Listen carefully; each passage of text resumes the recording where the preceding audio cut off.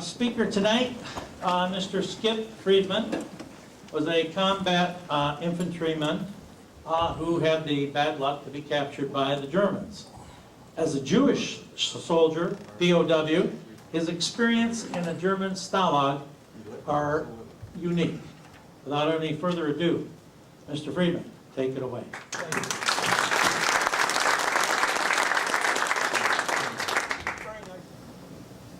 I was in the first 18-year-old draft group, 1942.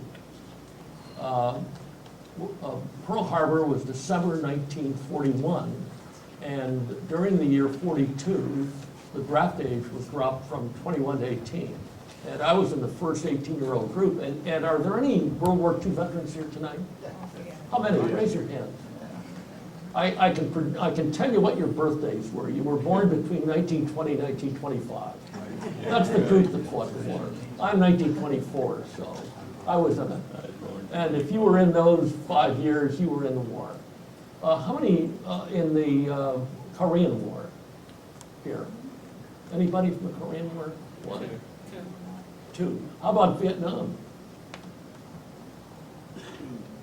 And anybody from Iraq? Afghanistan?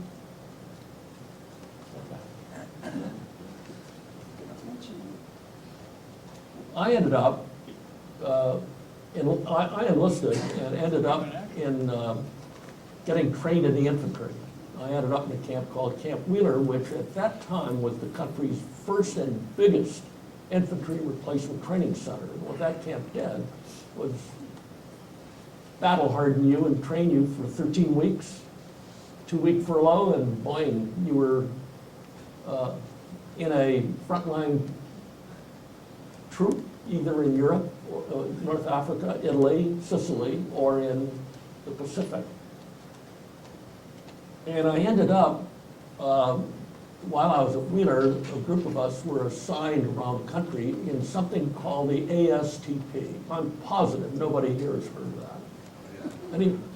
Well, probably World War II vet. But the ASTP was the Army Specialized Training Program.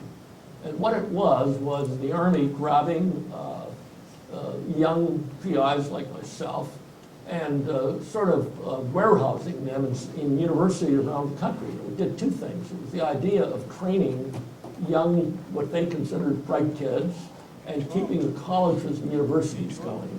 I ended up spending time at the University of Alabama in Tuscaloosa, Alabama. And there's a funny story about the ASTP. That was, I was in the ASTP during 1943. And during 1943, the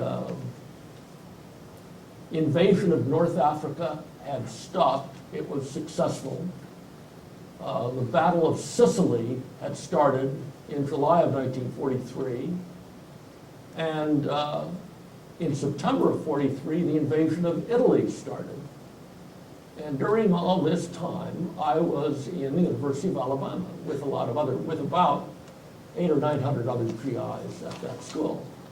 And in January of 1944,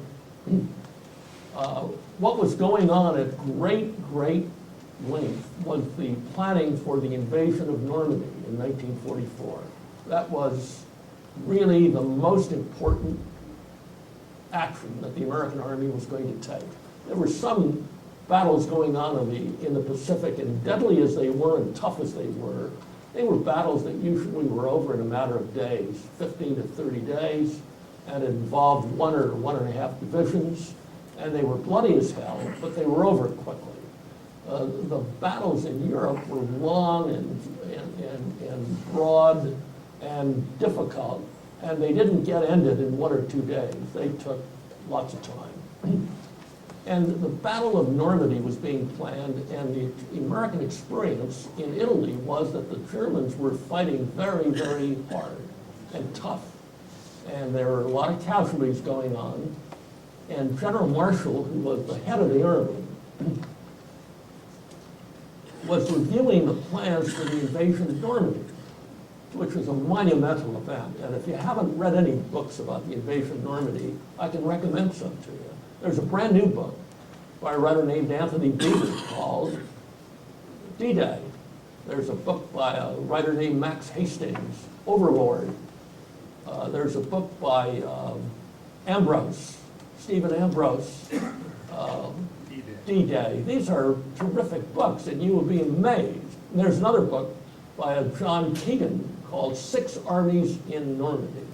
And there were 6 armies in Normandy: Polish, Canadian, British, American, German, and there was one other army, I forget which. But these are terrific books, and you will be amazed what you will learn when you read about them. And I want to comment, my experience is, we'll end up talking about the Battle of the Bulge, but I want to talk about Normandy. It's a monumental event, and George Marshall is sitting in Washington, D.C., and he is really very concerned about the threat of tremendous casualties in the invasion of Normandy.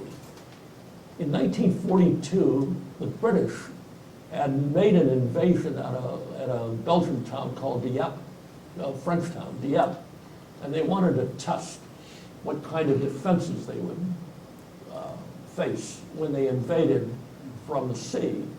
It was a devastating disaster. The entire, everybody, and I think 6,000 or 7,000 people invaded, everybody in that invasion almost totally was either killed, wounded, or captured. And there was a recognition that the invasion of Europe was going to be tough, and it was.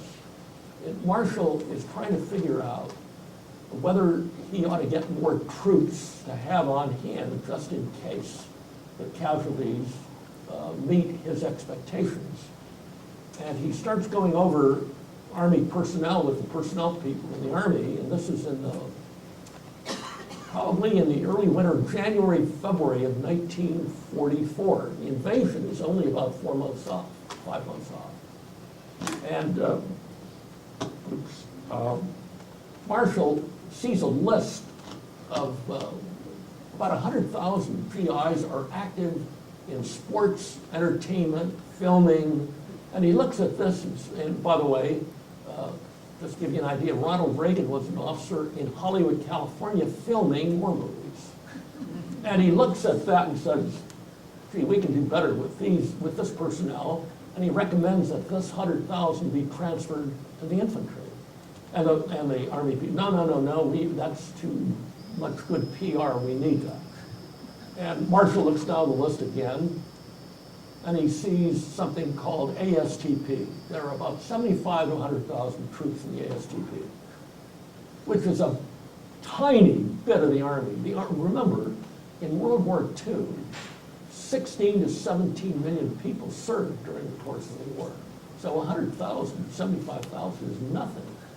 And he looks at that 100, and he says to his personnel, what does ASTP stand for? And the officer returns this. That's Army Specialized Training Program. That's our young people being trained in colleges for some further development down the line. And he says, that program is canceled.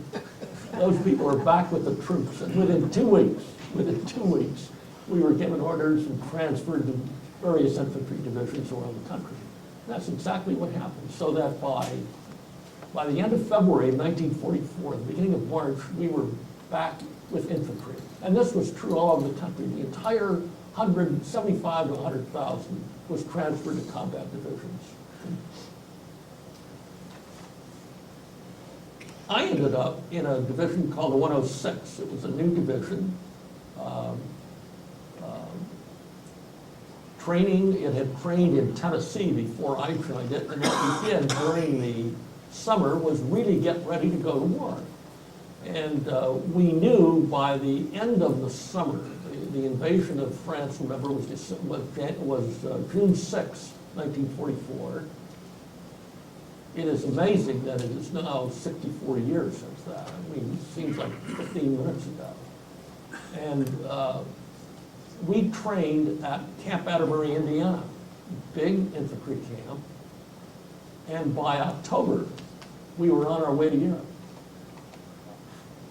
And by October, as we end up on a troop camp, By October of 1944, the invasion of Europe was doing extraordinarily well. If you remember, the breakout had occurred about 6 weeks after the invasion of Normandy. The original invasion was really on a beachhead, not too big, maybe 30 miles, 35 miles wide, maybe about 7 or 8 miles deep, and really hemmed in, but lots of troops and lots of equipment coming in, and a breakout finally occurred around July 20th of 1944, and that's an interesting date, because the day that breakout occurred is the day that the assassination attempt on Hitler occurred. It's amazing that the two dates happened, the two events happened to merge on the same day. But the breakout occurred in a area beyond Saint-Lô in France. And I'm going to stop right here and make a suggestion to you. Have any of you ever toured Normandy? Anybody been there? Well, you guys are lucky. I mean, for those of you who have had the benefit of getting to see Normandy, it's an extraordinary experience.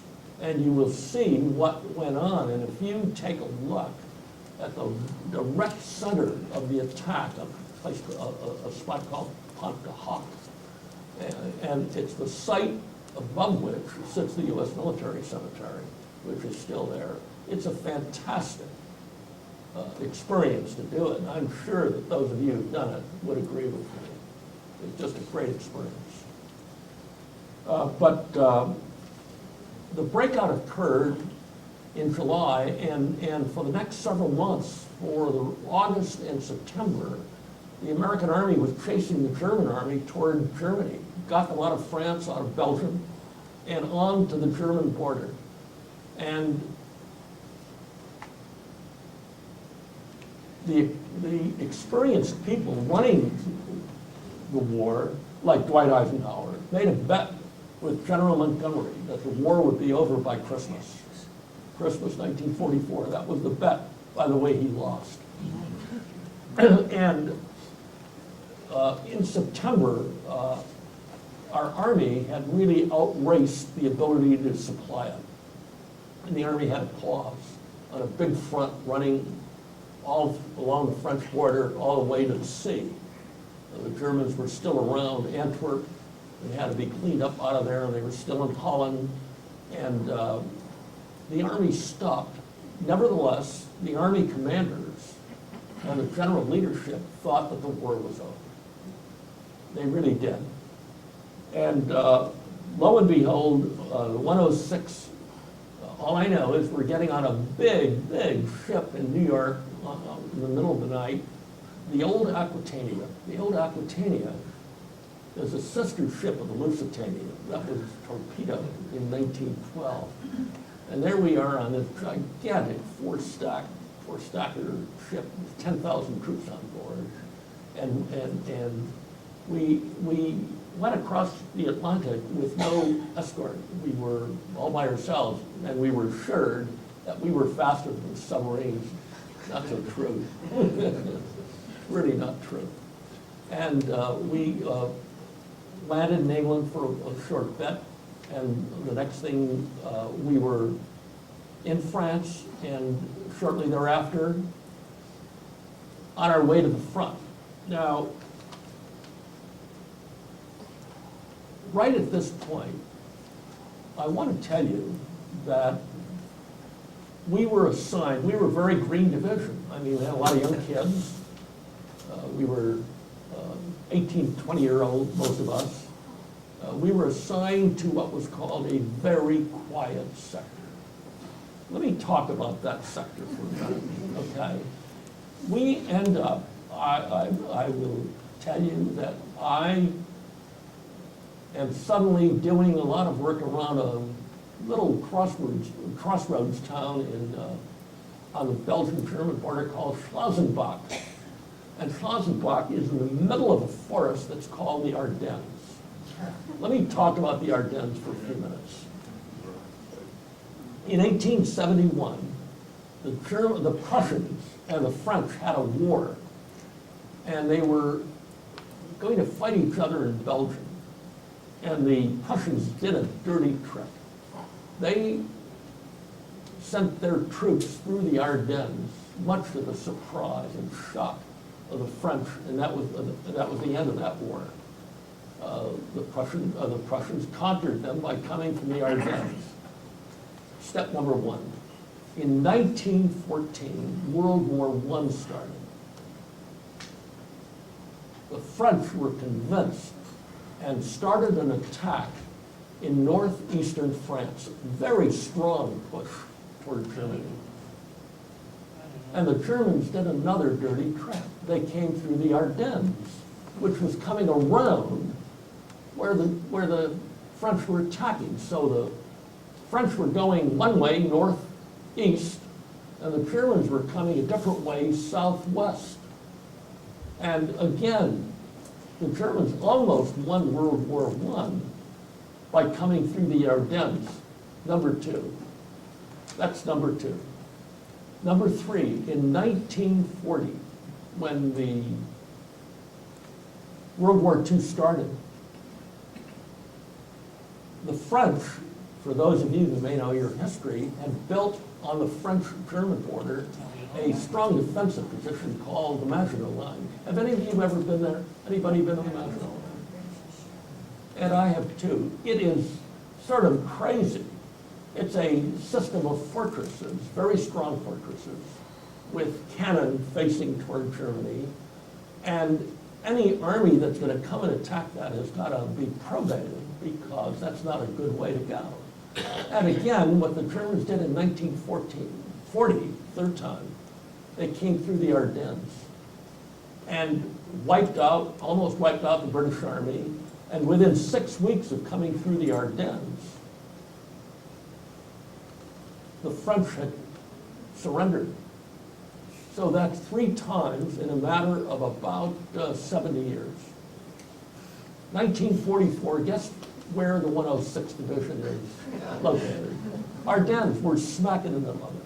Smack in the middle of the Ardennes. And we are assured, quiet, no action. The action is south of us, north of us, nothing in front of us.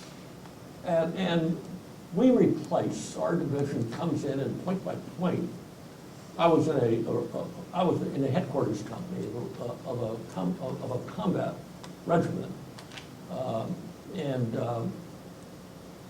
We were assured that we were going to be in a quiet sector. And we replaced a very veteran division, the 2nd Division, which had been involved in the invasion of Normandy.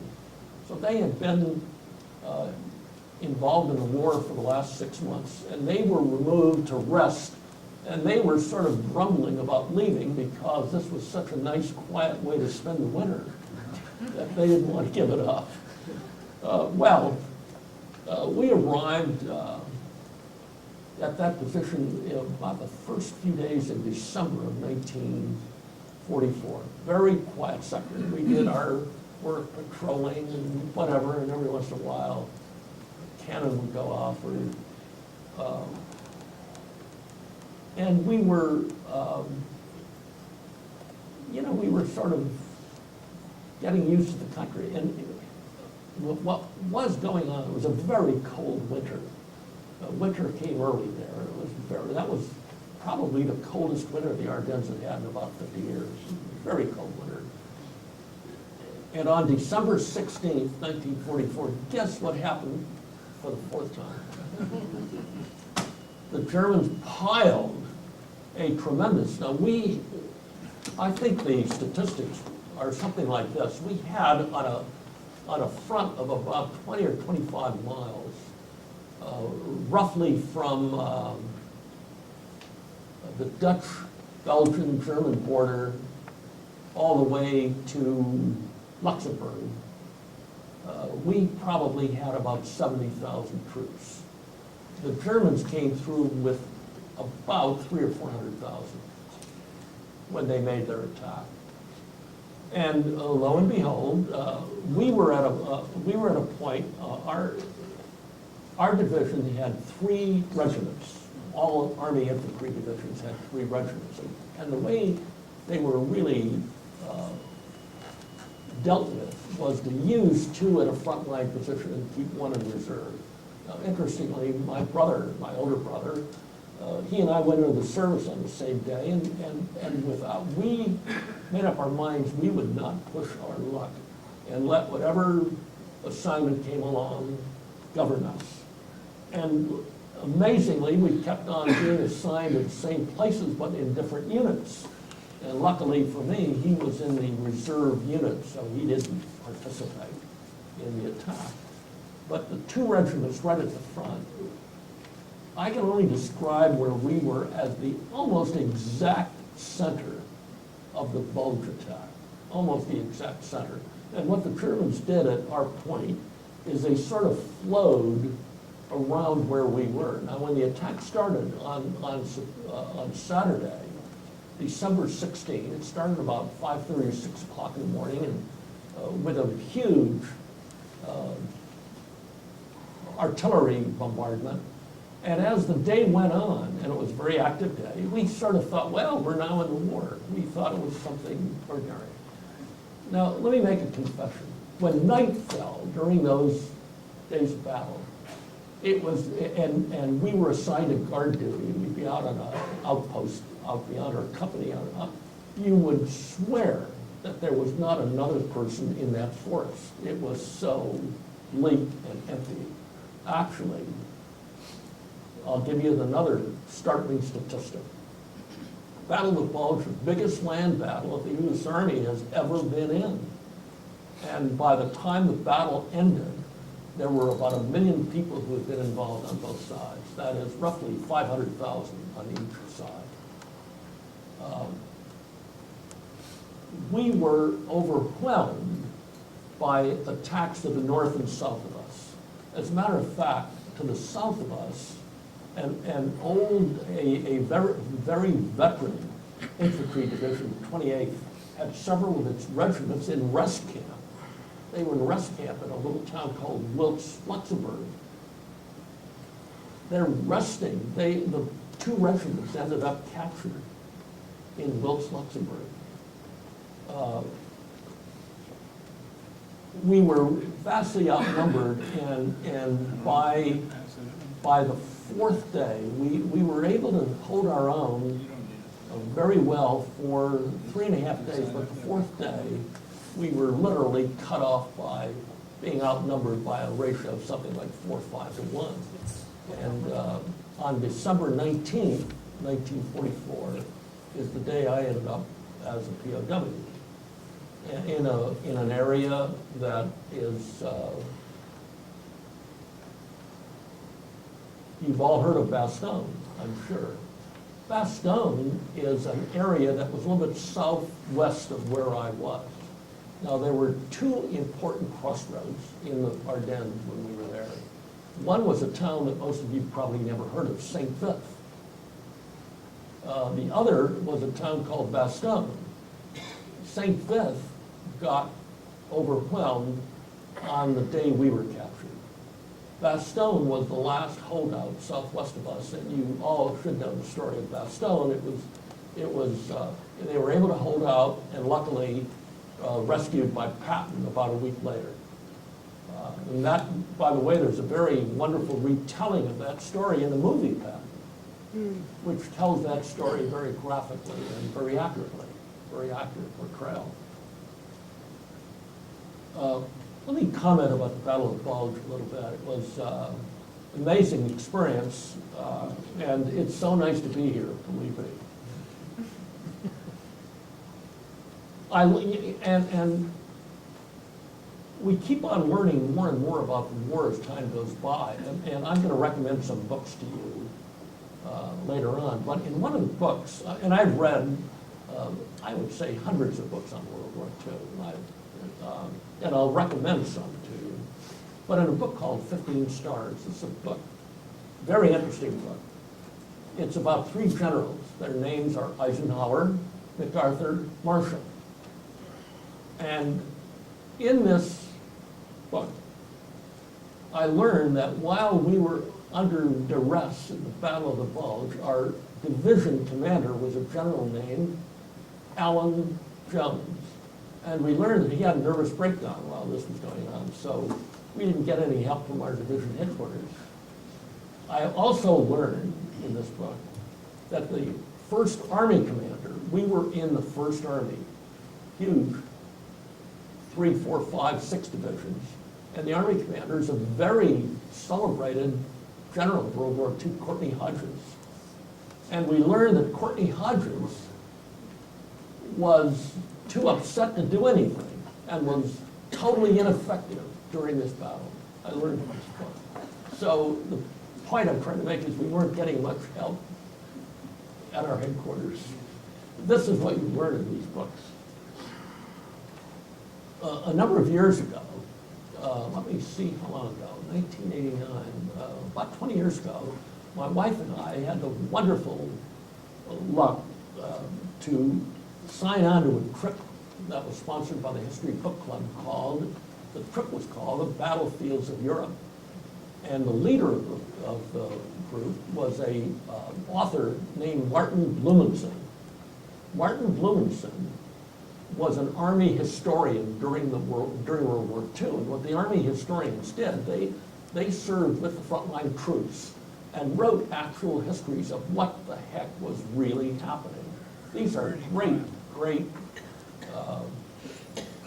writings of what happened during the war. They're available, Library of Congress has them. And Martin Blumenson is also, I'm going to recommend very strongly a book that he is extremely well known for. He is the editor of a book called The Patton Papers. It's really the stuff of George Patton, who Martin was a very good friend of. Martin was a good friend of his family, not of George Patton, of his family. And Martin Blumenson led this trip on the battlefields of Europe. And what battlefields of Europe did, the big battles were Normandy, but there are famous battles around Normandy, the Battle of Poitiers. These are medieval battles, the Battle of Agincourt. Henry V, Shakespeare's book is all about the Battle of Agincourt, right near Normandy, not too far away. And when we got to the Battle of the Bulge, Martin let me talk about the Battle of the Bulge. He felt that I knew more about it than he did. He was right. But if you really want to read a very interesting book, the Patton Papers are really fascinating. Patton was a very interesting character, hard to control, but a terrific general. I want to talk a little bit more about Patton, because when we did our Battlefields of Europe trip, if you ever do it, what you do is you get to Normandy and you're right at the seacoast. And when you get about 20 miles south into Normandy, and you get past Saint-Lô, and you get to a point where Normandy meets Brittany. Let me show it to you on the map if I can. Yes, I can. Right about, well, have a pointer around here? There is a point where Normandy and Brittany meet. And the question at that point was, where does the army go? I mean, do you chase into Brittany and cut off the German army there, or do you try to attack the German army retreating across France? And Martin Blumenson was of the opinion that if Patton had been the commander at that time, he wasn't, Bradley was calling the shots there. If Martin's view was that if Patton had been in that point at that time, only Patton was quick enough and sharp enough and smart enough to know what to do. And Martin was convinced that what Patton would have done was made a huge end run to try to get behind the German army and cut them off near Paris. But Bradley decided to play it safe and make a little circle and cut them off. And what he did was cut off a very small number of troops so that the German army was really able to retreat back into Germany, and the war continued. But that's what you'll learn in the Patton Papers. It's a very, very good book, and I highly recommend it. We were captured in the middle of a miserable period of weather. The weather, one of the reasons the Germans were successful in their original invasion was because the weather was bad, so that our planes could not fly. Our planes were grounded. And for the first 4 days of the attack that I was heavily involved in, we had no plane help. And we experienced something very interesting in that battle. The Germans started using V-1 rockets. And the V-1 rocket is the equivalent of what we today call a guided missile. And what they are is rockets. They'd get them into the sky, and they would be timed to drop at a certain point. You didn't know where they were going, where they were going to land, and they were being used as cannon against us. And shortly thereafter, they started using V-2 rockets. The V-2 rockets were true rocket. They were angled up into the sky and dropped at a target. And London suffered horribly in the last 6 months of the war. People don't realize that in the last 6 months of the war, the V-2 rocket attacks must have killed about 40 or 50,000 people in London as the war was winding down. We were captured by frontline troops, and the troops at the front were very respectful of us at the front. I mean, we were sort of brothers in misery. And the very next day, the day after we were captured, we were started on a hike back toward Germany, right from the front lines, right from the area near St. Vith. I might add that in the area we were in the St. Vith area, one of the atrocities of the war occurred by the German army. About 125 Americans were captured during this 4-day period that I'm talking about, and in a little town right near St. Vith called Malmedy. I don't know if any of you have heard of Malmedy. The American GIs who were POWs were gunned down and killed. Now, the reason we know that story is that one or two of the GIs faked being killed, hit the ground, remained immobile, and was later able to get away from it and tell the story. And that happened at Normandy. We ended up on a hike back into Germany the next day. And that was an adventure of getting, we ended up walking through some German towns, a little city called Plum, ended up in a little city called Gerolstein, and at that point, I think the hike on that day, and by the way, some people dropped out, and I don't think we ever heard of them again. You better not drop out. We ended up on boxcars, shuttled back and forth through parts of Western Germany. They, at one night, and this was a typical German device, they shuttled us into a marshalling yard in a little German town called Limburg. And Limburg had been getting bombed. And sure enough, they parked us in the area where we were going to get bombed again, and we did get bombed. And in the train group I was in, about 150 people were killed, just up a few cars from where I was. So really, if you survived, you had good luck going for you. We ended up shuttling around for 4 days, hardly any food, hardly any water. And on Christmas Eve of 1944, we end up getting out of the boxcars finally in a little town called Bad Orb. Bad Orb is a beautiful, picturesque little town in the mountains, a little bit west, a little bit east, and a little bit north of Frankfurt. And At Bad Orb, a little bit out of town, is the Stalag 9B, is where we were headed. Now, let me comment about that hike from leaving the railroad and walking about a mile and a half to the Stalag 9B. One of the most depressing sights of my life occurred on that trip. As we walked, and we're walking up a mountain, sort of not a high mountain, but a mountain, and at roughly halfway up, there's a huge German army hospital. And the sight of it was stunning, it's never left me. It was an amputee center for the German military. And literally, there were thousands of people walking around without arms, without legs. I mean, it was something unforgettable. And it's what war is all about. It was really a terrible sight. And then I got to Bad Orb. Bad Orb, next day was Christmas Day, and that day we had the best meal I'd had for the next 4 months. We had some soup and we had some bread that day. And after that day, we were on very meager rations.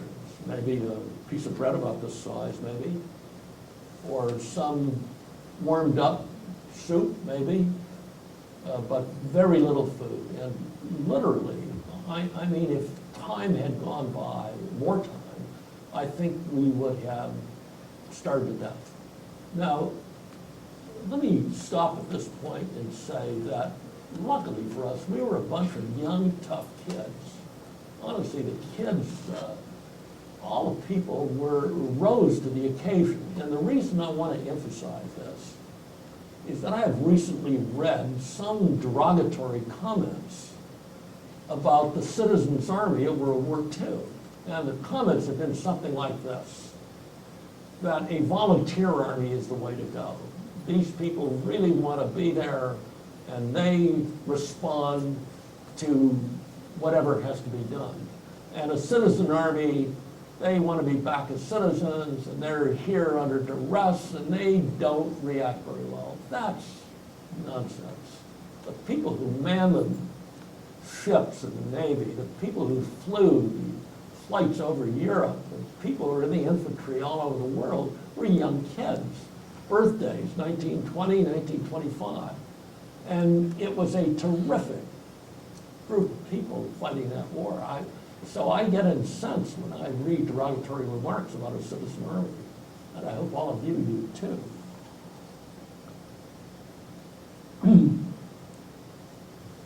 At Bad Orb brings up another little issue. When we were captured, we had a pretty good idea. We didn't know for sure, but we had a very good idea of what was going on in Germany. And what Germany was doing was killing people. They were killing Jews. That was their #1 preference. But I'm going to talk about that in a minute. They were killing Jews. They were killing everybody. They were killing everybody in Eastern Europe. And the issue of dog tags came up. And there was sort of a recognition that if you were Jewish, you might be singled out for some ill treatment. So you had a tough judgment tonight. Now at that time, I'm 20 years old, and that's a tough judgment. Let me tell you what kids did. Some of the kids threw their dog tags away. Some of the kids took the dog tags of some dead GIs. That's why, even now, I understand that in Europe there are still 10,000 unidentified people missing in action who have never been identified. They're buried somewhere in Europe, but they've never been identified. And my judgment was, I wanted my parents to know if anything happened to me. So I kept my dog tags. Not a good judgment, but that's what I did. It was not a good judgment. But again, I lucked out. I was at Bad Orb for about, I'd say about 2 or 3 weeks. And in the last week, all of a sudden, now, you've got to understand that the German army has a reputation for efficiency and excellence and experience. They were crazy. I mean, they would do things that were unexpected, and you didn't know whether it came from the political part of the German army, the Nazis, or whether it came from the Wehrmacht, which was the old German army. But they were crazy. And you never quite knew what they were going to do. The third week I was in Bad Orb, I am suddenly transferred as a Jewish POW into a separate camp. There were about, I would say in a camp of about, I would say there were 2,000, 3,000, 4,000 prisoners in that camp, and I would say about 10 of us were put in a separate barracks. And we were loudly insisting that we were entitled to American POW status, and they ignored us. Now, luckily for me, I was a T4. I was in an INR platoon in a regimental headquarters company.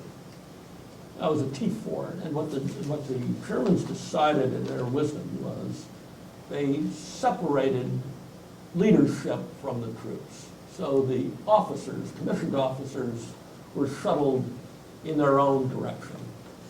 The non-commissioned officers were shuttled in their own direction, and the privates were kept in their own place. Luckily for me, as a T4, I'm suddenly moved out of Bad Orb, and I end up several days later in a stalag called Stalag 9A, which is a place in Ziegenhain, a little town right near Kassel in sort of central Germany. It's the luck of my life. Let me tell you what happened.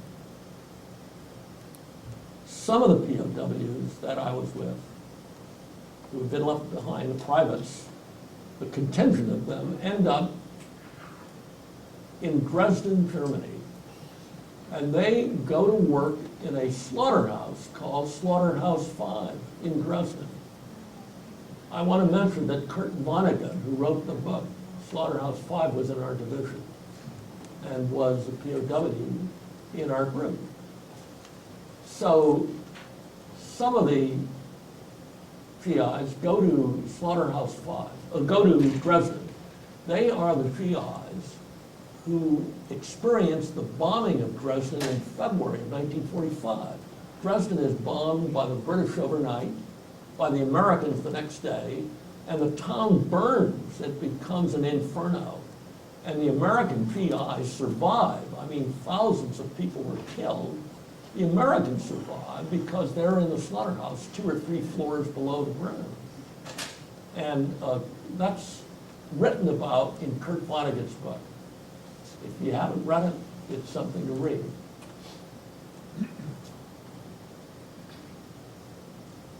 At Ziegenhain, we were not isolated. We were treated, Ziegenhain was run by a sort of an army group, by a Wehrmacht group, and we were treated with a little bit of respect. Now, in all fairness, there were only, my recollection is there were about 220 Americans, including me, at Ziegenhain, but most of the POWs were Brits, British troops who had been captured in the Battle of Crete in 1940. Can you imagine? It had been POWs from 1940, and this was now 1945. And there were a good many Russian POWs in there too, and they were treated, the Russian prisoners were treated like cattle. They were the only prisoners who were permitted to work, and they were worked with chains, literally. And the Americans and Brits were not allowed to work. They thought we were too smart and we might try to escape, so we were never permitted to work. Now, we are in Ziegenhain. The war is still on. We are aware, as we sit at Ziegenhain, that every day at about noon, there are about 100 B-17s flying over us, bombing the hell out of Kassel. Kassel's a very big city, railroad center, about probably 20 miles away from us. And every day it was bombed, we could feel the earth rumble, really, every day. And this is happening every day.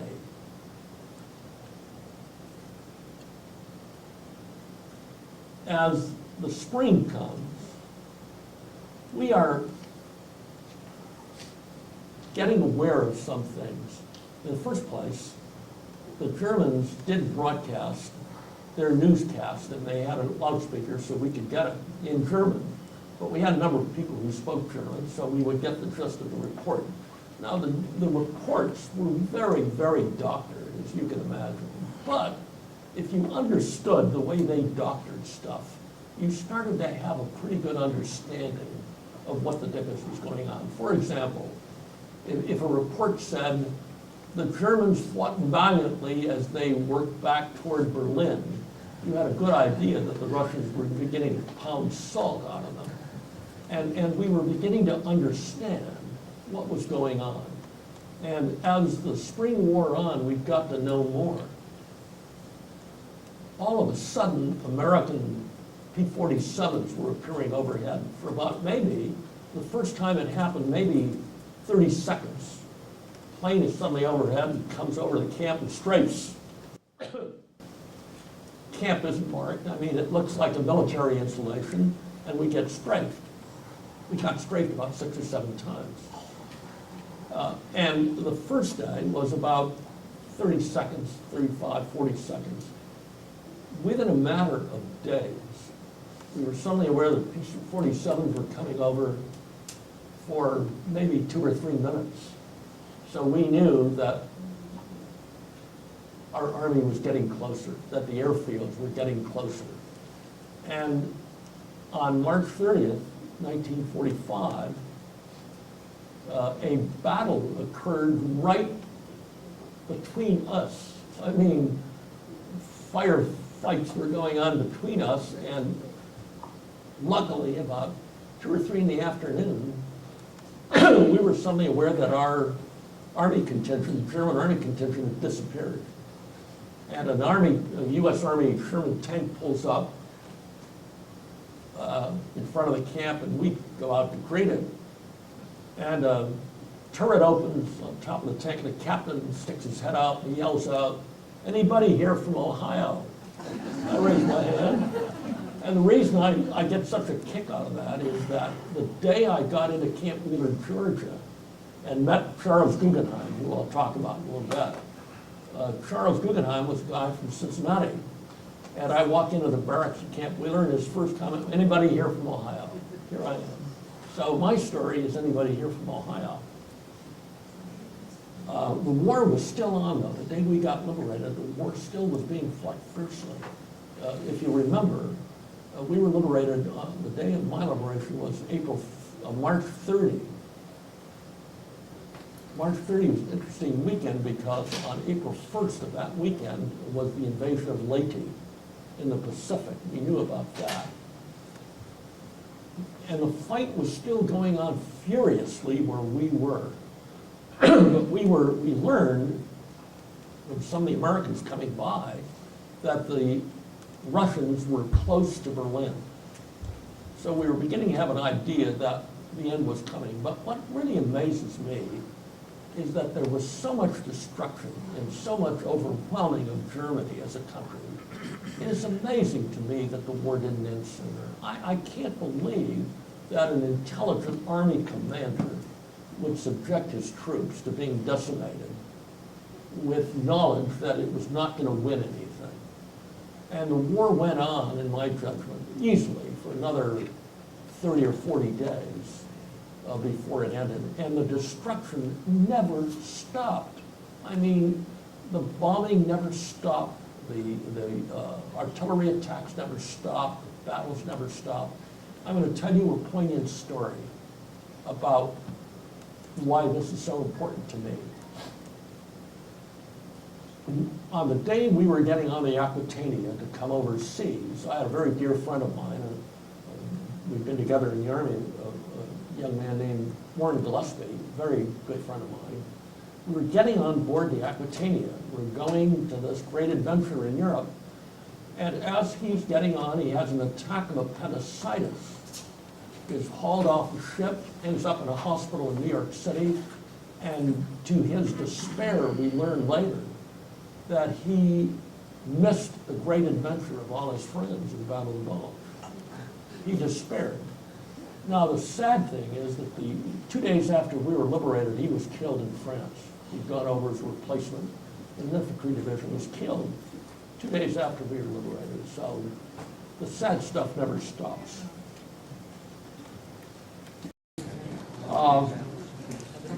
Charles Guggenheim, this friend of mine at Camp Wheeler, Georgia, who'd been the first person to say anybody here from Ohio, Charles was in our division. We were very good friends. And Charles was the best swimmer in our division. And before we went to Europe, we went through some crazy maneuvers, jumping into a lake with our full field pack on and struggling to get back to safety. And here is this fellow, best swimmer in the division. He jumps into the water and somehow hits something in the water and infects his leg. So while our division is shipped on its way to Europe, he ends up in a hospital in Camp Atterbury, Indiana. As a result, he misses the adventure. And he always regretfully insisted that it was one of the disappointments of his life. And what Charles did is, right before he died, he knew he was dying. He died about 3 or 4 years ago of cancer. And he knew he was dying, and he wanted to do something to recognize the people he had been with in the Army. And what he did, he produced a movie called Berga. And this was shown on public TV about a year or two ago. It's a wonderful movie, and what he did was pick up the story. I'm going to go back to Bastogne. There were some Jewish POWs at Bastogne after I left. And the Germans, in their infinite wisdom, what the Germans did with some of the other prisoners at Bastogne. Now, I've mentioned to you that I was assigned to a town called Ziegenheim. Some of the POWs ended up in Dresden, and I've told you about that. And SlaughterhouseFive is all about that experience. There were some other Jewish prisoners of war, not a lot of them, but some. And what the Germans did is suddenly grab them and anybody else they selected who said, if you're not Jewish, you are now. And they took about, this is the only instance that this happened in World War II, they took about 150 American GIs and took them to a place in Berga. That's what the book is, that's what this Berga. They took them to a place called Berga. And in Berga, this is February 1945, it's 3 months before the war ends. And in Berga, they were assigned as slaves to making rockets, which were being fired on London that I referred to before. And the bombs on London occurred up to the end of the war, up into May of 1945. And Charles Guggenheim produced this movie, and then the date on this book is, I think it's it's within the last year or two. A book by a writer named Roger Cohn, Soldiers and Slaves. And it's a statement about what this was all about. It's a very interesting book, very, very interesting book. And this is the only instance of American GIs being treated as slaves. Now, the Germans treated the Russians as slaves, and with deadly effect. But this is a very interesting book. Let me mention some other books to you that you may find very interesting. I've mentioned the D-Day books, the Normandy books, and they are great. But there are some other fantastic things to read about the war. My wife and I, about 20 years ago, visited Auschwitz.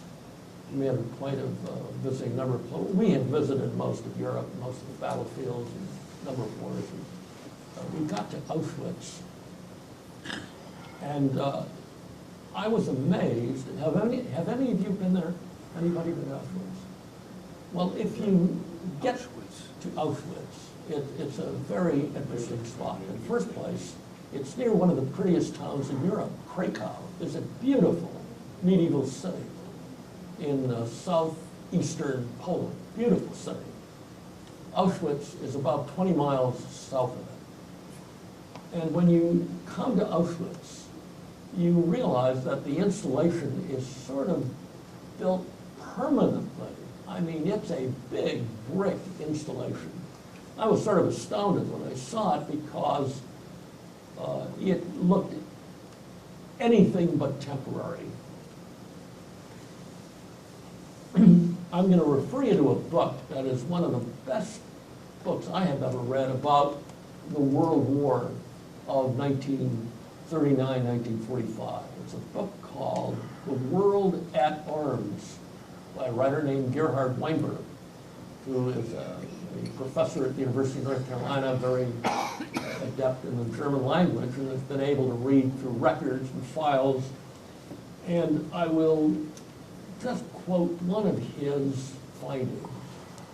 He was shocked to realize in the records of the German administration in World War II that Auschwitz was planned after it had liquidated. Now, about 1.5 million Jews were gassed at Auschwitz, but a lot of other prisoners were gassed there too. A lot of Poles, a lot of other Europeans. But what the records indicate is what the Germans had in mind for Auschwitz was a process of killing 30 million Poles at Auschwitz. And they would clean out the land in Poland and populate it with Germans. That was on the books. You ought to see it, really. It's unbelievable. And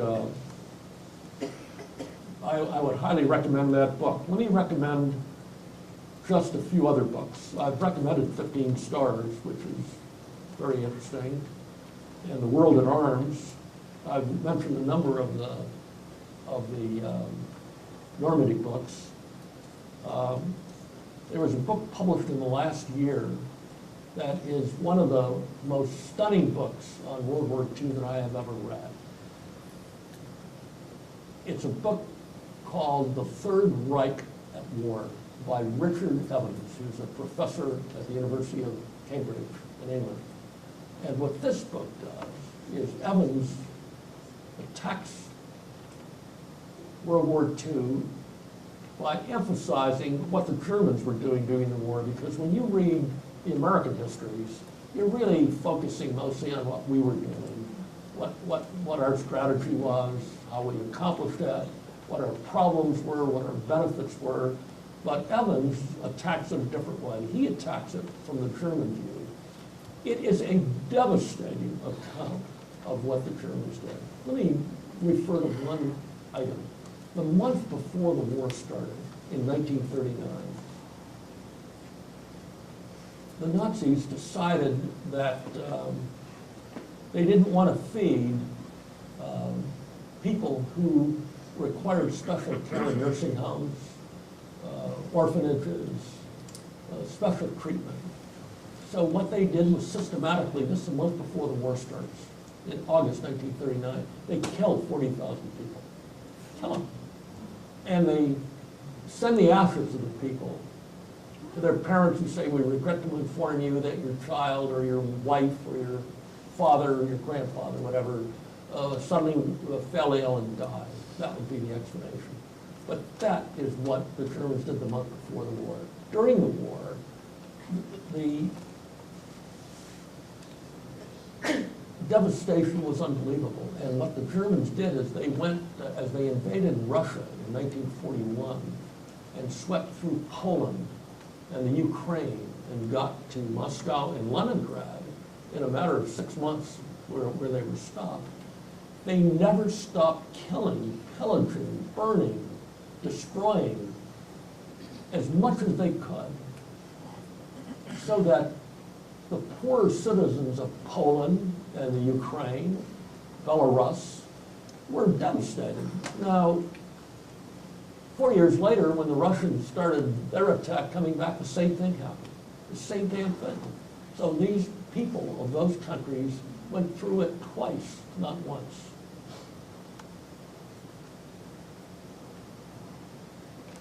Now, I honestly could go on, but I'm going to stop because I think I've given you enough of a background.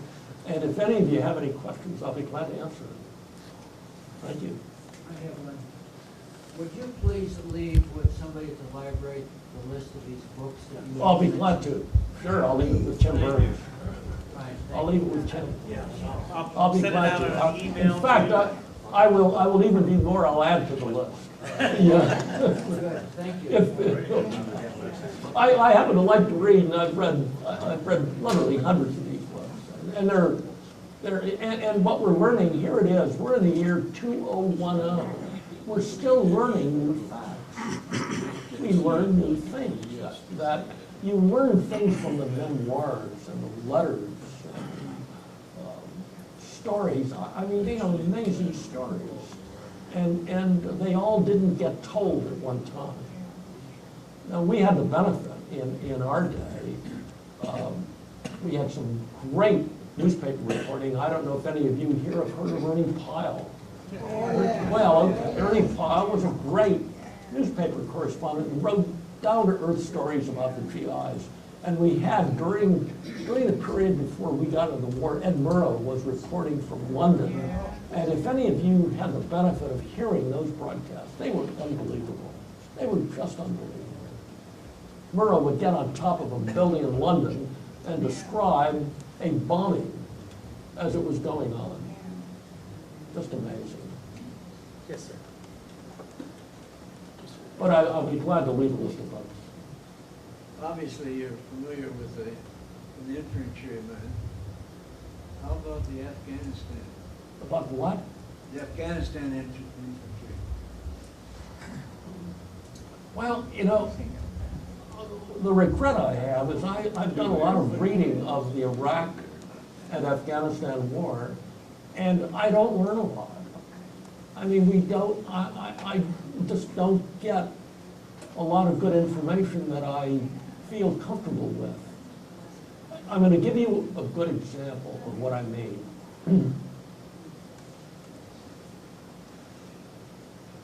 The reporting during the war, during World War II, was pretty open. There were correspondents all over Europe, all over the Pacific, and there were newsreels, good radio broadcasting,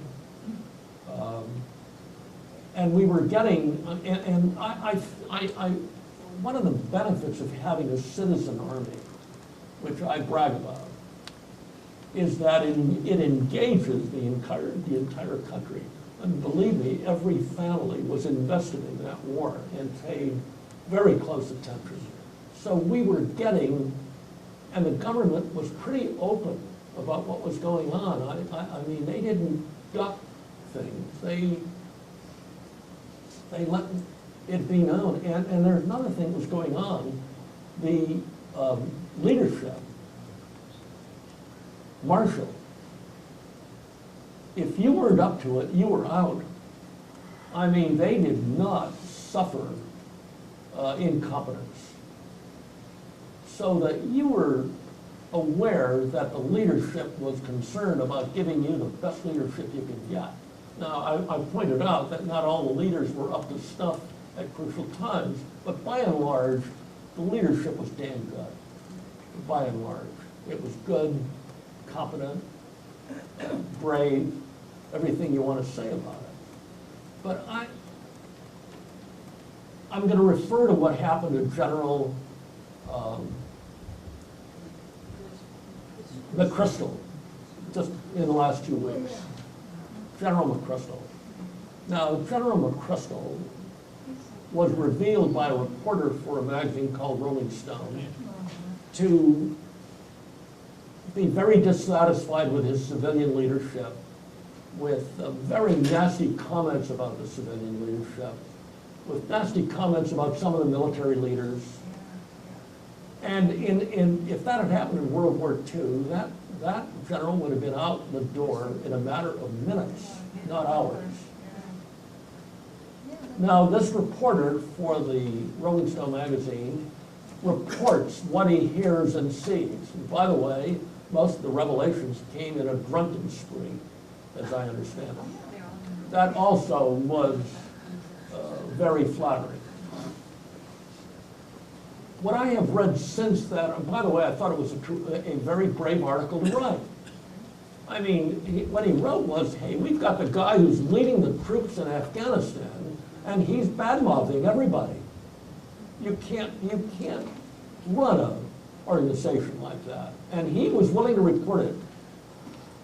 If you were paying attention, since he reported that, he has been criticized by some of the leading reporters in Washington as sort of breaking the rules. I mean, as long as you have access to these leaders, you've got to be polite to them and you don't say nasty things about them. That is not a way to win a war. And that's what's been happening. I've been distressed by it, but that's what's been happening. Yes, sir. There was an interesting incident in SlaughterhouseFive of Kurt Vonnegut about, well, this was before the bombing of Dresden, that they got some type of American who came to them and tried to recruit them into In the German army? Yeah, in the Yes. German army.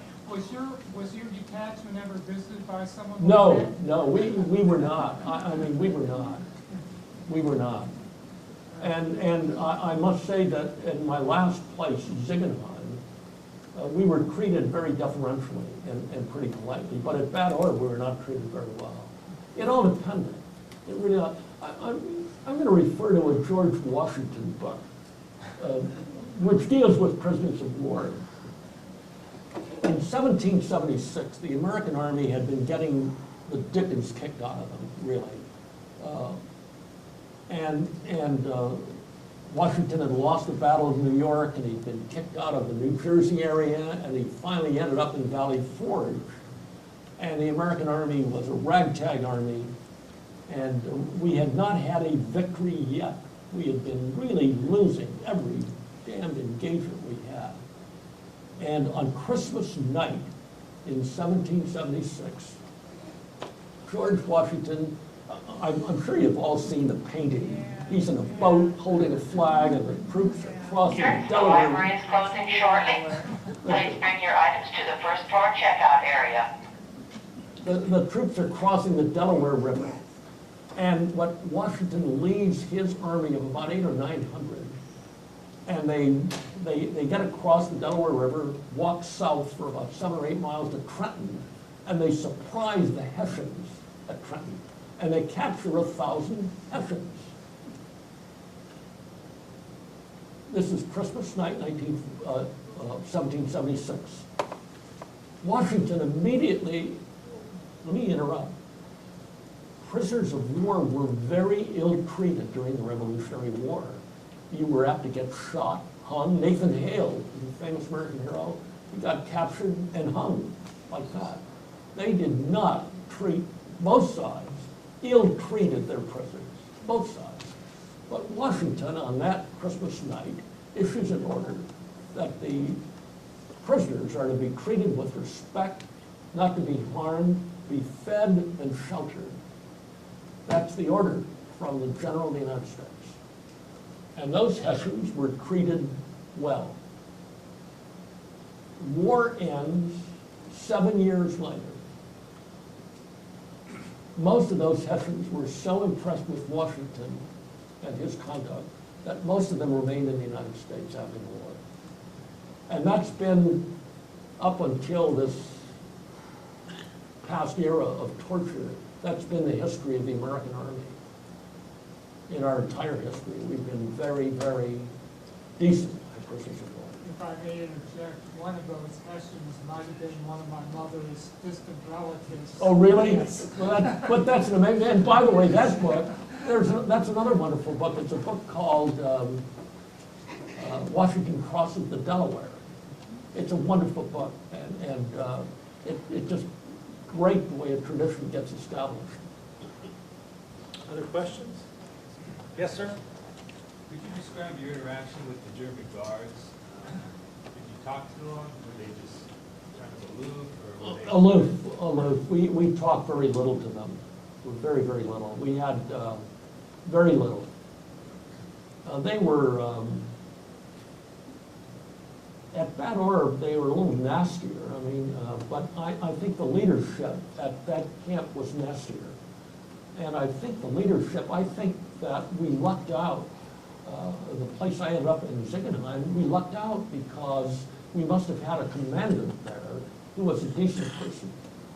So we were treated decently, and yet, some of the POWs, the Russians, were treated like dogs.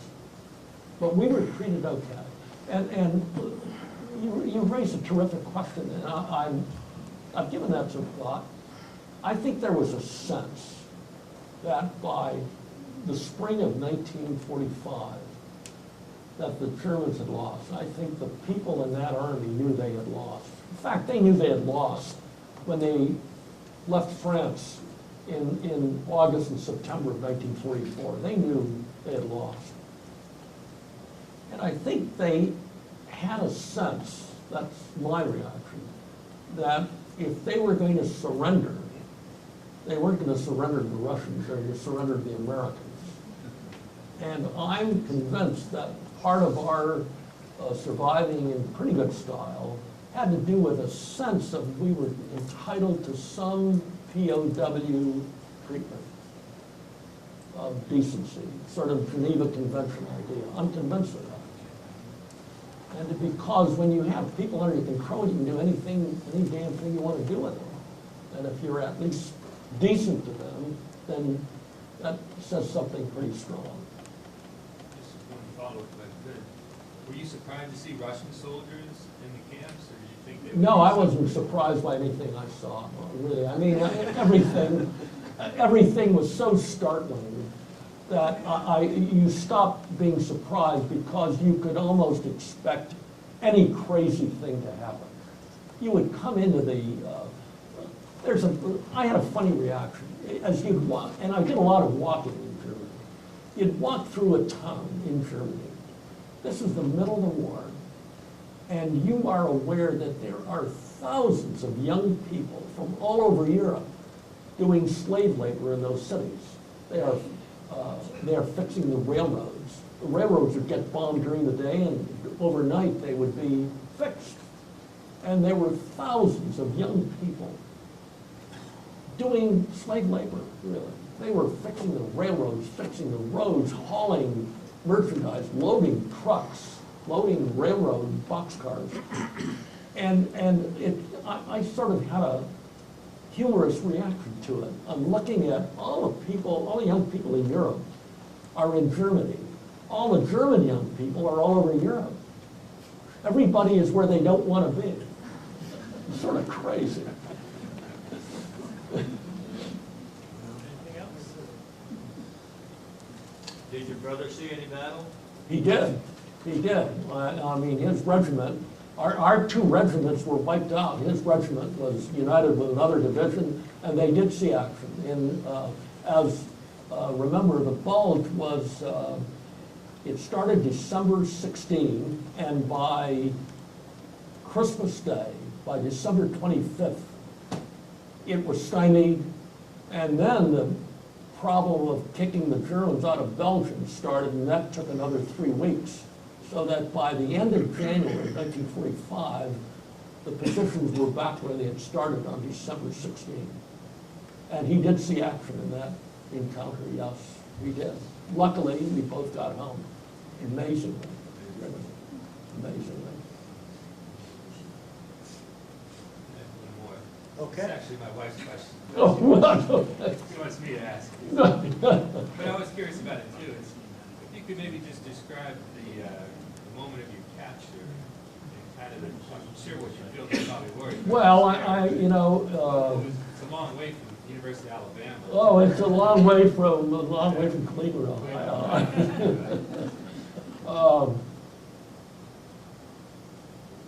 Well, on the day of our capture, we were,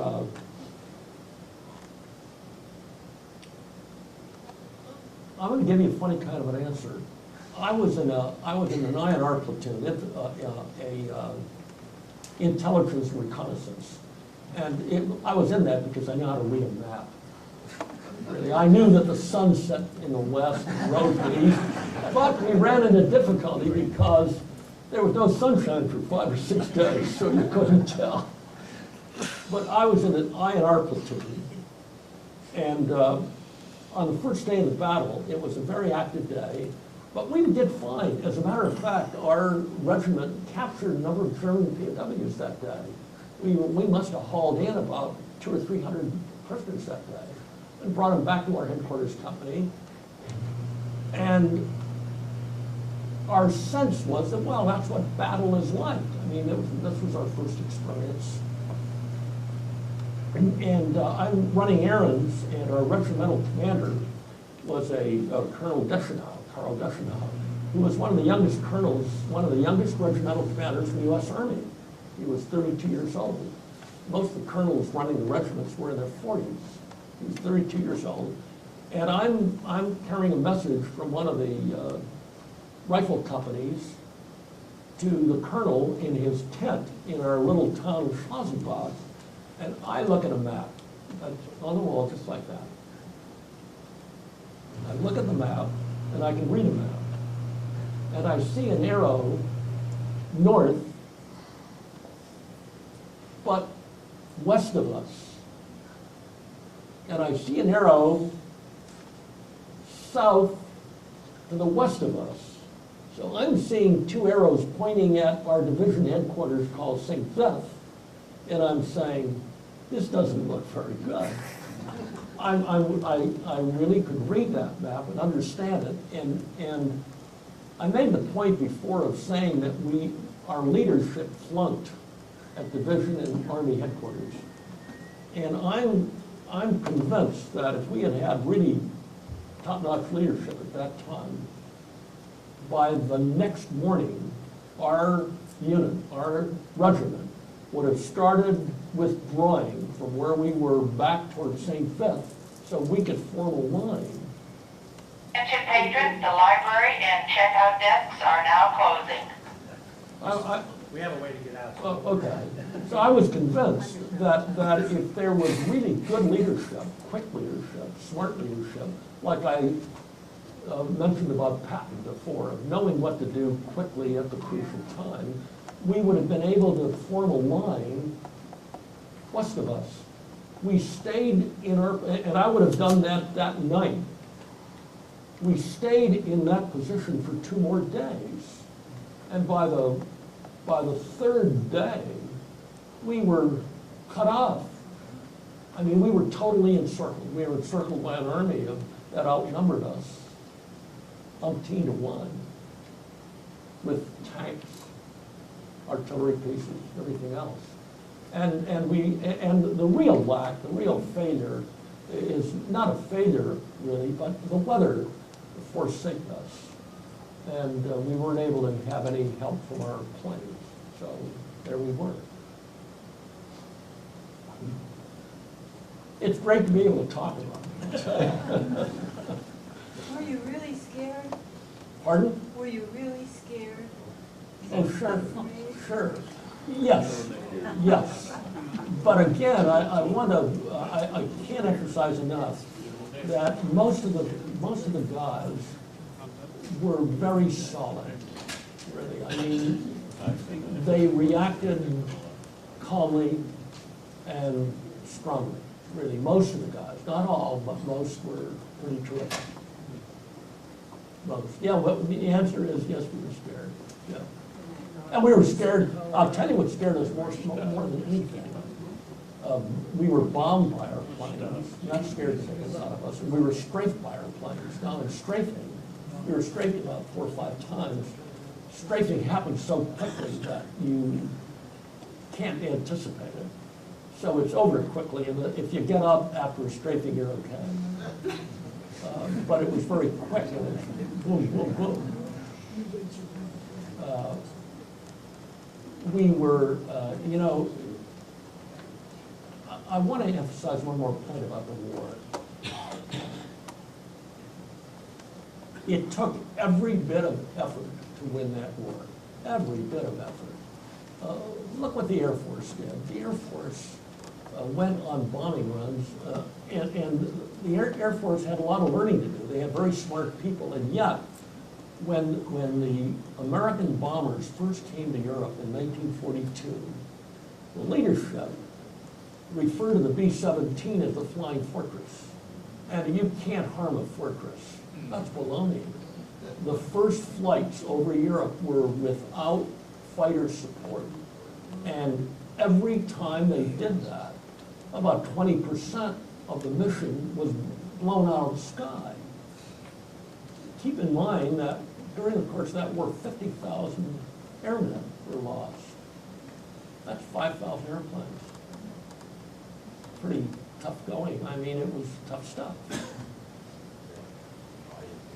But we turned it around. I mean, we turned it around on sea. If you read books about submarine warfare during the war, at the beginning of the war, we were being devastated by submarines right outside of the ports of Boston, New York, Philadelphia. We were getting the dickens kicked out of us.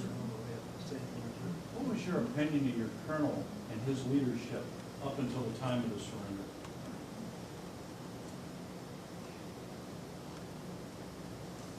I thought he should have used more initiative. I thought if I had been the colonel looking at that map, I would have been insisting that we get back quickly. And nothing like that happened. I mean, there was sort of a docile reaction. So my own reaction is that somebody swifter would have acted with more dispatch. I recognized, seriously, and some of the other officers in the tent recognized that we were inside of pincers and we better get outside of it. The reaction of the Army, truthfully, the reaction of the leadership was very slow. Look, on the day of the battle starting, as you read these books, you will be startled to read that the day the battle started, by the way, is the day that Dwight Eisenhower got his 5th star, that day.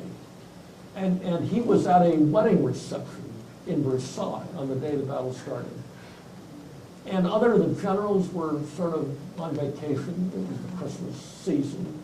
And the reaction of the battle was very slow, very slow. I don't think our leadership got it for the first 2 or 3 days. And what I'm saying is that what I saw on the first day told me plenty. And we were seeing a lot of tanks, a lot of troops. We were seeing it, we were experiencing, so we knew what was going on. But that's my reaction. Some of the junior officers were great. Some of the young lieutenants, some of the young captains were great. They were just great leaders. But it's uneven, you know. If you're lucky, you get good people. If you're not lucky, you don't. But the great thing about, I read about the war, I'm so impressed with Marshall, who simply would not tolerate incompetent leadership. I'll give you a good example. When the American Army made its first invasion of the Battle of North Africa in 1942, in November 42, the top U.S. general was a guy named Lloyd Friedman. He ranked above Eisenhower. He ranked almost with Marshall and MacArthur. He was a high rank. And he takes command of the American Army in North Africa. And the first thing he does is build a huge headquarters, but far back from the troops. Far, far back. I mean, it's dangerous up in front. And he is mesmerized with building his headquarters and not paying attention to what's going on in the war. Marshall looks at what he is doing and he's pulled out of there like that. Eisenhower, when he first took command in North Africa, made the bad habit of leading from about 50 miles back. And the first encounters in North Africa were very, very bad encounters. We were getting kicked in the rear end on those first battles. And at a certain point, Roosevelt and Marshall got together and wondered whether or not they had made the right choice with Eisenhower. I mean, what was going on was, so far he was getting a D minus. And both of them talked about it. And they decided they had been so strong about the idea of naming him to the command that they felt he ought to have further opportunity. And he vindicated their confidence, very much so, very much. And by the end of the campaign in North Africa, he had really learned a hell of a lot. And you really learned that people like Eisenhower, Bradley, some of the other commanders were very steady people. Patton was brilliant but nutty. I mean, he really was a brilliant general, but he was unpredictable. And you were afraid that he might go over the cliff. So there were a number of times during the war, you know, that after he hurt and wounded a soldier in Sicily during the Sicilian campaign, he was taken away from his command and brought to England, and didn't get another command until he was given the Third Army a month after the invasion of Normandy. So he was out of commission for a good 6, 7, 8 months. But the leadership, by and large, was top-notch. Really, we were very, and the civilian leadership was good too. It was really good. It was open. We were being told what the dickens was going on in the war. I'm sorry. We have to quit. The library's closed, the lights are out, we're all gonna have to walk out that one door, so, We're all very yeah, amazing, amazing.